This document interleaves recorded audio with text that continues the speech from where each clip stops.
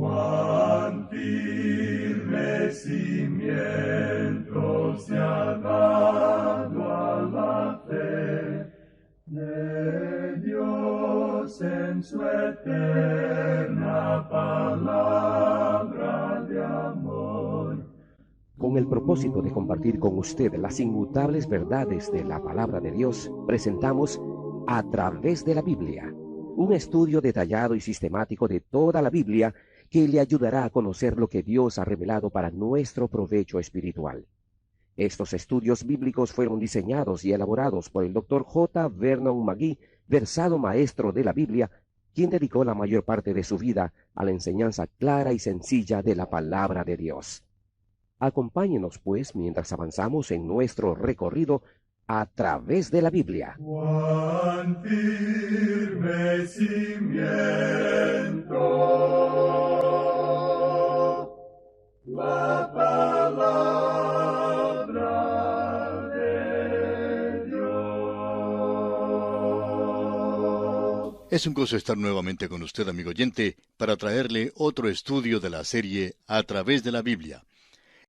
En estos días nos encontramos considerando la última parte de este libro de Isaías. Y esta es un área de la palabra de Dios que, según nuestra opinión, es territorio virgen para muchas personas, porque ningún colegio de profecía dedica tanto tiempo a las Escrituras como el que nosotros le hemos dado en particular. Nos parece a nosotros que esta es una sección muy importante, y la razón por la cual estamos dándole tanta atención es porque reconocemos que tiene importancia. Llegamos pues ahora al capítulo 60 de Isaías. Vemos al sol de justicia elevándose sobre Israel, aquello que había dicho Malaquías que iba a suceder en los últimos días. Cuando él llegara, sería como la salida del sol en las tinieblas de la medianoche. Por tanto, podemos observar a la nación de Israel en aquel día, reflejando la gloria aquí sobre la tierra. Mientras tanto, la iglesia ha ido a estar con el Señor. El intentar comparar a la nación de Israel con la iglesia y hacerlos sinónimos es simplemente una interpretación de la Escritura, cuando uno entra en un área como esta, que se queda empantanada. No es una interpretación satisfactoria, no alcanza las dimensiones de esta profecía. Y queremos enfatizar eso porque esa es una de las cosas que ha causado demasiada confusión en el día de hoy.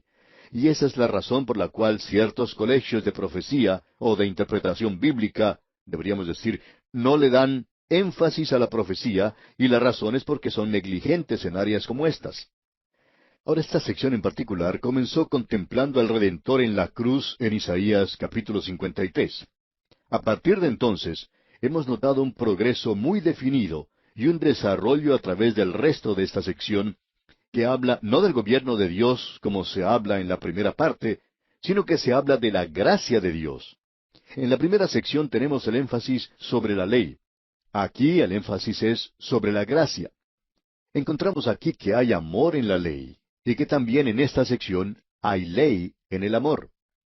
Estamos avanzando a través de esta sección hacia el milenio. En nuestro programa anterior vimos que en el versículo 20 del capítulo 59 dice, «Y vendrá el Redentor a Sión». Y ahora, al continuar la lectura en este capítulo 60, vemos que Él ya ha venido. Aquí tenemos lo que se llama un tiempo profético en el idioma hebreo, y es cuando el profeta va más allá del hecho o suceso, mirando hacia atrás como si ya hubiera ocurrido, como historia, y habla de muchas cosas como si ya hubieran tenido lugar. Y entonces leemos aquí en el versículo 1 de este capítulo 60, «Levántate, resplandece, porque ha venido tu luz, y la gloria de Jehová ha nacido sobre ti». Aquí dice, «ha venido tu luz». No dice vendrá. Y es para comprender que cuando Dios dice que algo va a venir, Él ya está del otro lado de eso. Es como si ya hubiera tenido lugar. Es decir, que la profecía es el molde del cual se derrama la historia del día de hoy. En este versículo leímos, Jehová ha nacido sobre ti. Ahora el Redentor y los gentiles van a Jerusalén en los primeros 7 versículos, y la luz ya ha llegado de la cual habló Malaquías. Entonces leemos en el versículo 2, «Porque he aquí que tinieblas cubrirán la tierra, y oscuridad las naciones, mas sobre ti amanecerá Jehová, y sobre ti será vista su gloria». El Señor Jesucristo es la luz del mundo. Eso fue lo que Él dijo de sí mismo cuando se encontraba en esta tierra. Él dijo, yo soy la luz del mundo. Ahora, cuando Él venga nuevamente a la tierra por segunda vez, Él es esa luz. Y ahora Él dice, porque he aquí que tinieblas cubrirán la tierra. Y la venida de la luz es algo necesario para la noche, o sea, la oscuridad espiritual que cubría la tierra y que cubre la tierra en el día de hoy. A pesar de la predicación del Evangelio por más de 2000 años, existe en el presente un círculo de tinieblas, un círculo más grande que antes. La luz debe preceder la futura bendición. El sol de justicia debe levantarse para brindar el milenio. Nunca fue la intención de Dios traer el milenio por medio de la predicación del Evangelio, porque es necesario tener la luz. ¿Y quién es la luz? El Señor Jesús. Y nosotros necesitamos la presencia del Redentor en Sión para atraer a los gentiles desde lejos. Luego, leemos en el versículo 3, y andarán las naciones a tu luz, y los reyes al resplandor de tu nacimiento. Esa es la razón por la cual creemos que el gran avivamiento, si usamos ese término en forma general, es decir, cuando la gente se vuelve en grandes números a Dios, creemos pues que ese gran avivamiento todavía está en el futuro. El apóstol Pablo menciona eso en su carta a los Romanos capítulo 11 versículo 15 cuando dice, porque si su exclusión es la reconciliación del mundo, ¿qué será su admisión sino vida de entre los muertos? Será la resurrección de la nación y la resurrección del mundo en el día de hoy. Usted y yo vivimos ahora en un pequeño pedazo de tierra y el espacio, que es nada más que un cementerio glorificado. Y nada más que eso. Y ahora en el versículo 4 leemos, alza tus ojos alrededor y mira, todos estos se han juntado, vinieron a ti. Tus hijos vendrán de lejos, y tus hijas serán llevadas en brazos. Rebeldes y esparcidos, todos regresarán a la tierra prometida en obediencia a Dios. Y las mujeres que son más débiles que los hombres serán llevadas en brazos, así como las mujeres en el Medio Oriente acostumbran a llevar a sus hijos en la cadera. Ahora el versículo 5 dice, entonces verás y resplandecerás, se maravillará y ensanchará tu corazón, porque se haya vuelto a ti la multitud del mar, y las riquezas de las naciones hayan venido a ti.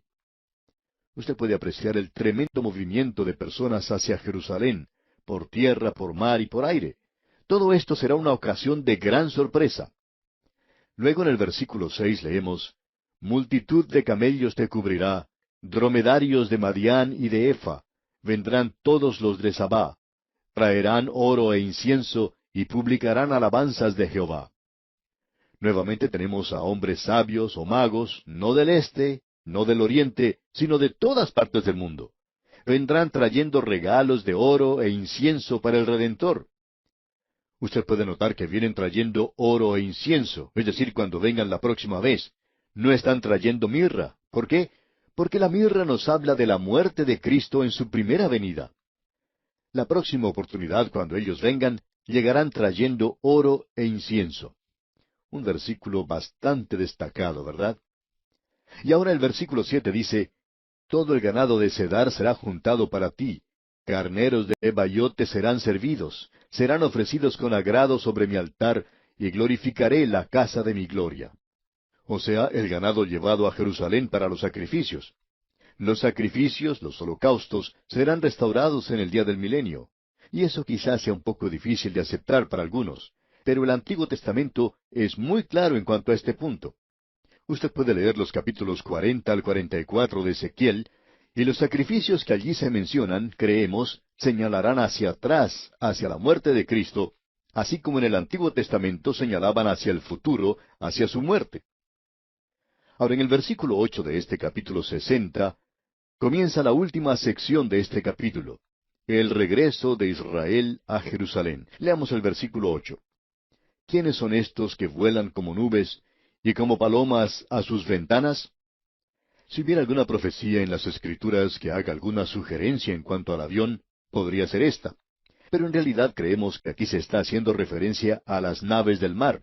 No se refiere a lo que está ocurriendo hoy, aunque comprendemos que algunos judíos regresaron a esa tierra desde el oriente, más al oriente de Israel, y algunos pensaban que esta profecía se estaba cumpliendo cuando fueron traídos por aviones norteamericanos. Pero no creemos que eso haya sido el cumplimiento de esta profecía. no alcanza a cubrir las dimensiones de la profecía. Ahora en el versículo 9 de este capítulo 60 de Isaías leemos, Ciertamente a mí esperarán los de la costa, y las naves de Tarsis desde el principio, para traer tus hijos de lejos, su plata y su oro con ellos, al nombre de Jehová tu Dios, y al Santo de Israel que te ha glorificado.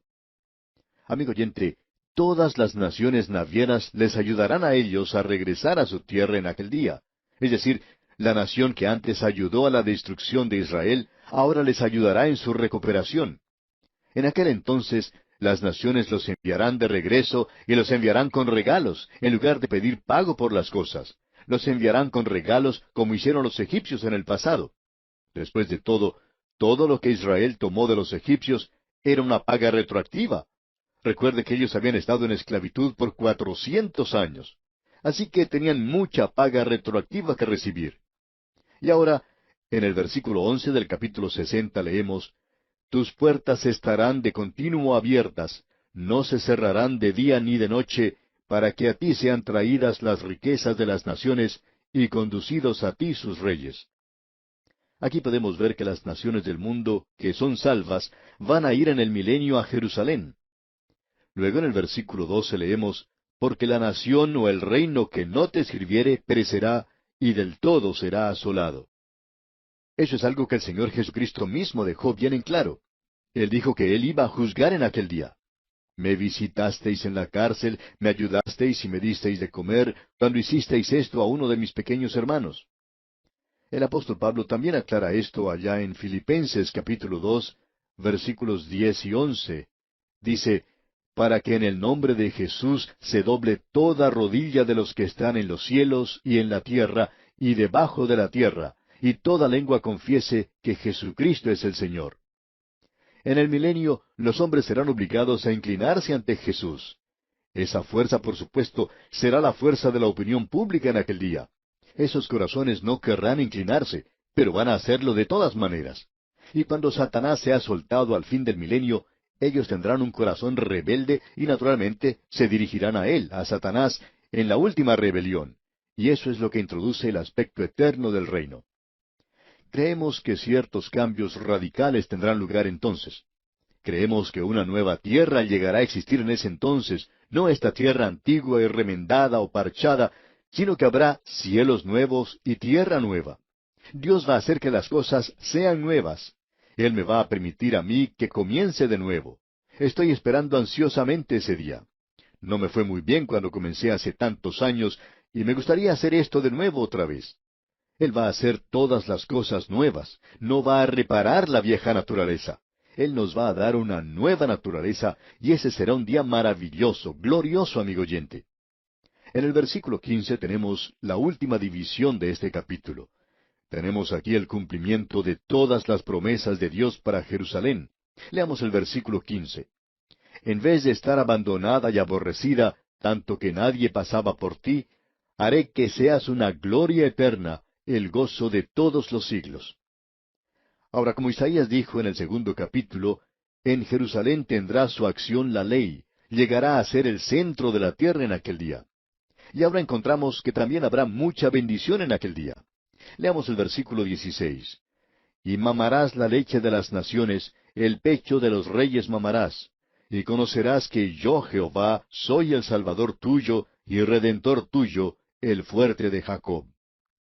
Las riquezas de Jerusalén que fueron quitadas por las naciones les serán restauradas, y con intereses. Según el versículo 17 dice, en vez de bronce traeré oro, y por hierro plata, y por madera bronce, y en lugar de piedras hierro, y pondré paz por tu tributo y justicia por tus opresores. Es interesante notar que hay tantos objetos de bronce en aquella tierra en el día de hoy. Los mercados de Egipto y el Líbano venden muchos objetos de bronce, pero será oro en aquel día, es decir, que los metales preciosos serán cosas comunes nuevamente. Y luego en los versículos 19 y la primera parte del versículo 20, se nos mencionan cosas maravillosas que tendrán lugar entonces. Leamos. El sol nunca más te servirá de luz para el día, ni el resplandor de la luna te alumbrará, sino que Jehová te será por luz perpetua, y el Dios tuyo por tu gloria. No se pondrá jamás tu sol, ni menguará tu luna. Pensamos que el Señor Jesús, la luz del mundo, estará allí, y que Él es la luz de la nueva Jerusalén. El universo ya no necesitará más luces en las esquinas de sus calles. Esa es la razón por la cual hay tantos soles y estrellas en el espacio. Ahora Dios no lo iluminó muy bien, pero vemos que es porque el pecado había entrado al universo. Pero Él sí que va a iluminarlo en aquel día. Se nos dice cosas aquí, por ejemplo, tomemos el último versículo de este capítulo 60 de Isaías. Allí en el versículo 22 leemos, El pequeño vendrá a ser 1000, el menor un pueblo fuerte. Yo, Jehová, a su tiempo haré que esto sea cumplido pronto. Es decir, que la fuerza humana será aumentada en aquel día sin necesidad de recurrir a la violencia. No vamos a necesitar la violencia en aquel día. Va a ser algo maravilloso el tener un cuerpo que podrá hacer las cosas que destacó el Señor Jesucristo.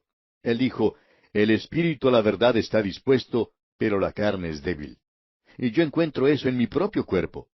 A mí me gustaría andar mucho más rápido de lo que lo hago, pero mi cuerpo no me lo permite.